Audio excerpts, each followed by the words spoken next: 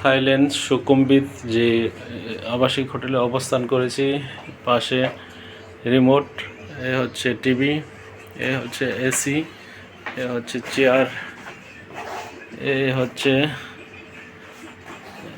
Table, এ হচ্ছে room, double room ভাড়া নিয়েছি 1000 বাত। 1000 বাত বাংলাদেশের প্রায় 3500 টাকা। এ হচ্ছে ওয়াটার, 2টা ওয়াটার দিয়েছে, পানির বোতল দিয়েছে, চার আয়োজন। এ হচ্ছে ফ্রিজ,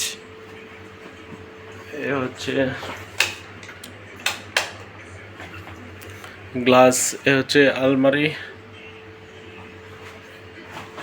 এদিকে হচ্ছে ওয়াশরুম। ওয়াশরুমটা অনেক সুন্দর। এ হচ্ছে ওয়াশরুম, থাইল্যান্ডের ওয়াশরুম অনেক সুন্দর। এ হচ্ছে এদিকে গ্লাস ডোর।